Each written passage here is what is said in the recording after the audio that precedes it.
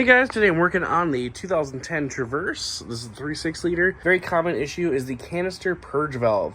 What you'll have an issue with is these things will usually set codes for lean codes on GM vehicles, but you'll go to get gas at the gas station, it won't start right away, it'll crank a long time, you may be getting poor fuel mileage. To access it is super easy and super easy to change out. We're gonna take the oil cap off, put that right there, and we're just gonna pull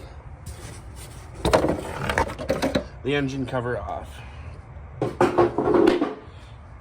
Put the oil cap back on just so nothing falls down in there. And then the canister purge valve is actually right here in the intake manifold. Now its job is to pulse, and it can make noise, but it'll bring fuel vapor in from the gas tank. So what we're gonna do is disconnect these two lines, or the electrical connector and this line. So this one just has two squeeze tabs. You pull it in, two little green tabs, push in.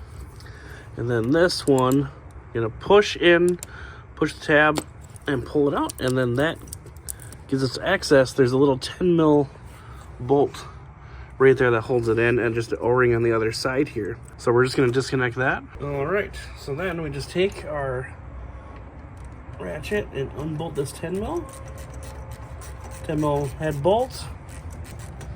Once it's loose, all you're going to do is slowly wiggle it out. Make sure the O-ring comes out with it, which this one did, and there is the canister purge valve. So what this happens is this will activate, but it still draws in fuel vapor when it's not supposed to and causes the issue. So fairly common problem on GM products, all cars these days really. But on this Traverse, very easy. So all it's going to do is put a little bit of lubricant on the O-ring here so it slides in nice. So I just put a little bit of silicone lubricant in, and we're just going to slide that back in. And then I'm going to slowly thread in the 10 mil. So make sure I don't cross thread it. And just tighten that back up.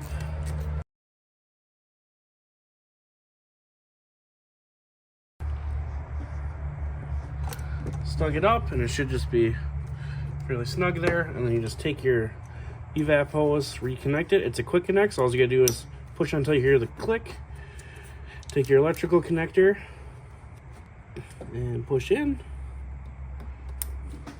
and it's good to go. The purge valve is replaced. We can put the engine cover back on, push down on the mounts, put our oil cap back on, and we're good to go. That is the canister purge valve replaced.